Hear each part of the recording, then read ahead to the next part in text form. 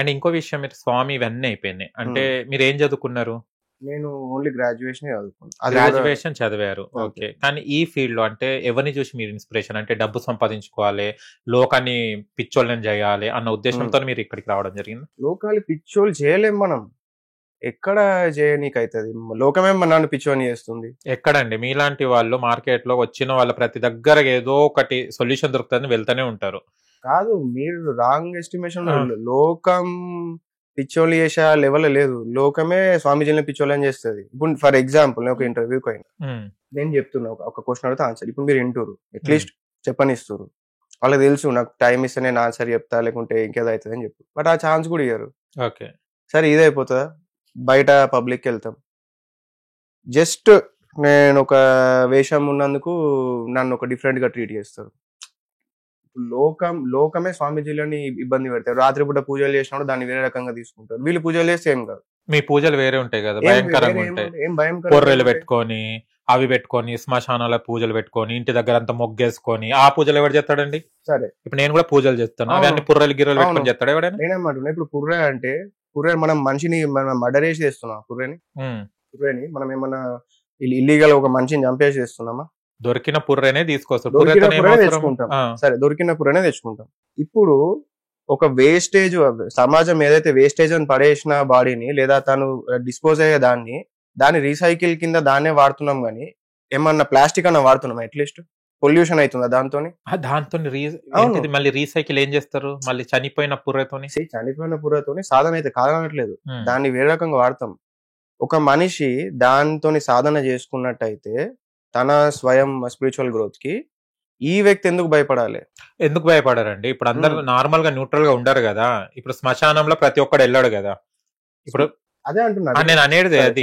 ఇప్పుడు మీరు అంటున్నారు మమ్మల్ని చూసి ఇట్లా భయపడతారు, మమ్మల్ని చూసి ఇట్లా హేళన చేస్తారు, వాళ్ళు పూజలు చేస్తారు అంటే దానికి చెప్తున్నాను.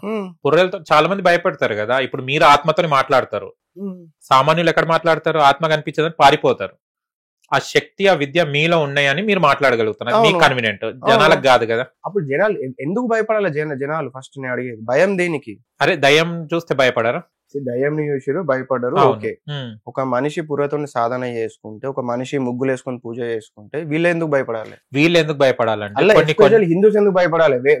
వేరే మతస్థులు భయపడుతారు, అర్థం చేసుకోవచ్చు. ఎవరికైనా భయమే. ఇంకొకటి ఏంటంటే మీలాంటి అఘోరాలు కొంచెం విద్యలు నేర్చుకునేటప్పుడు, తాంత్రిక గాని ఏదైనా సరే ఏ విద్య అయినా కానివ్వండి, కొంతమంది ఆత్మలను కూడా కొంతమందిని చంపేస్తారు. వాళ్ళ ఆత్మలు వాళ్ళకి అనుకూలంగా విద్యకి ఒకవేళ వాళ్ళ ఆత్మ కలవాలనుకున్నప్పుడు వాళ్ళు ఆత్మని కూడా తీసుకోవడానికి కూడా ప్రయత్నిస్తారని టాక్. ఇది నిజమా అబద్ధమా? ఇప్పుడు నేనే ఉన్నా, మీ విద్యకు నేను పనికి వస్తాను, నన్ను ఏమైనా చేయడానికి మీరు సహకరిస్తారా, చేయరా? అఘోరాలు ఎవ్వరు కూడా చేయరు. ఎవరు చేస్తారు? ఫేక్ అఘోరాసు, తంత్ర విద్యలు తెచ్చుకొని అఘోరా ట్యాగ్ పెట్టుకునేటోళ్ళు, వాళ్ళు తెలియక వాళ్ళకి వాళ్ళు ప్రాబ్లం క్రియేట్ చేసుకునికే చేస్తారు. నిజమా? ఓకేనా? ఫేకా లేకుంటే వేరే వాళ్ళని చెప్పారు మీరు. ఇప్పుడు నాలాంటి సామాన్యుడికి ఇక్కడ ఉన్న వాళ్ళందరికీ నువ్వు ఫేకా, నువ్వు రియల్ అని అన్నాడు కదా, వాడు ఏదైనా చేస్తుంటే భయపడతాడు, అంతే తప్ప కదా. అది మీకు తెలుసు. మీరు ఫేకా రియలా? నేను రియలే. ఇప్పుడు ఒక ఆయన ఫేక్ రియల్ అనుకుంటున్నాను. అవును, ఆయన పుర్రతో ఏదో చేసుకుంటుంది.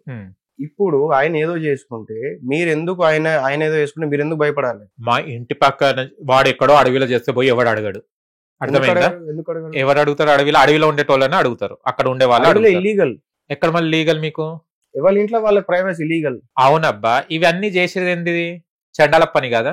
ఎందుకు? అదే అంటున్నా, మేము పూజ చేసినప్పుడు అభ్యంతరం రాంది. ఇప్పుడు 10 ఫ్లోర్లు ఉన్నాయి, 10 ఫ్లోర్లలో 10 ఫ్లోర్లను ఉన్న అంత 100 మంది ఎవరెంత ఉన్నారో వాళ్ళు పూజలు చేసినప్పుడు వ్యతిరేకం లేనిది మీలాంటి వాళ్ళు చేస్తున్నారంటే మీరు ఏదో తప్పు చేస్తున్నారనే కదా.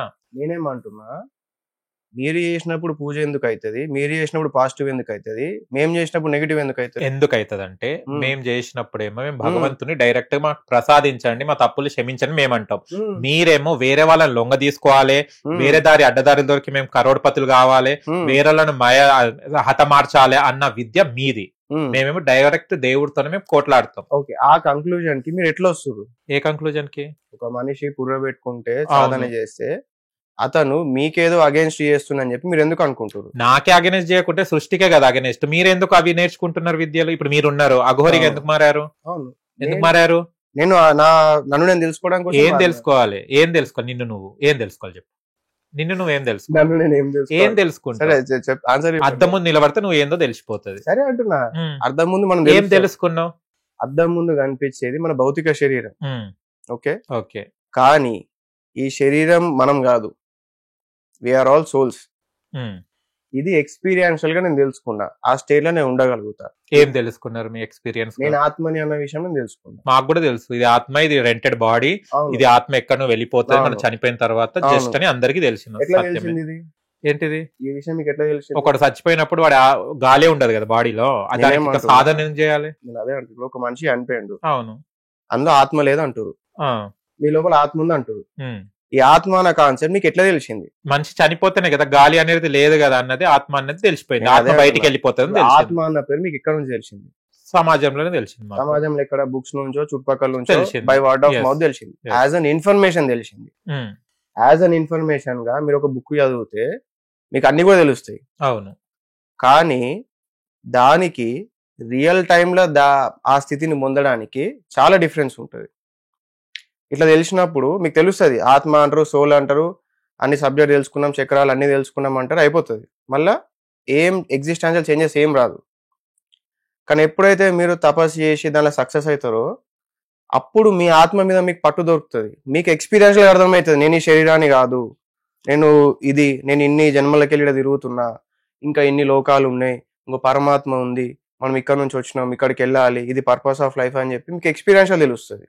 Okay, correct. ఓకే, మీరు తెలుసుకున్నారు మీ ఆత్మ గురించి. ఏం తెలుసుకున్నారు? నేను ఆత్మని అన్న విషయం నేను తెలుసుకోవడం కాదు, నేను ఏం పొందిన అంటే ఎట్లా? మేమేమో నార్మల్ గా బుక్కులు చదువు, ఎవడు మౌత్ తాకుతోనే అది ఆత్మ, చచ్చిపోతే శవము, అది ఆత్మ లేదని తెలుసుకున్నాము. మీరు రీసెర్చ్ చేసి, మీరు ఏంటి తపస్సు చేసి అన్ని చేసి ఏం తెలుసుకున్నారు ఆత్మ అనేది? ఏదైతే మీరు స్క్రిప్చరల్ గా తెలుసుకున్నారో అది నిజంగా అబద్ధం కావచ్చు, కానీ నేను ఎక్స్పీరియన్షియల్ గా ఎలా అయ్యారు? ఎక్స్పీరియన్స్ ఎలా అయినా ఎలా అవుతామంటే, మన తపస్సు ఎప్పుడైతే ఫలిస్తుందో అప్పుడు మన ఆత్మ అన్నది మనకు బయటకు వస్తుంది, శరీరం నుంచి బయటకు వస్తుంది. వచ్చేసేసి టోటల్ మనం అనేటోళ్ళం ఎనర్జీగా మారిపోతాం. ఇప్పుడు నేను బాడీ వాడుతున్నా, ఈ శరీరం ఇప్పుడు సరే మీ ఆత్మని బయటికి తీయరా? తీయొచ్చు ఎందుకు? కానీ మీరు అనుకున్నంత ఈజీగా ఇట్లా అనగానే ఇట్లా తీసి మళ్ళీ లోపల పెట్టడం అనేది ఉండదు.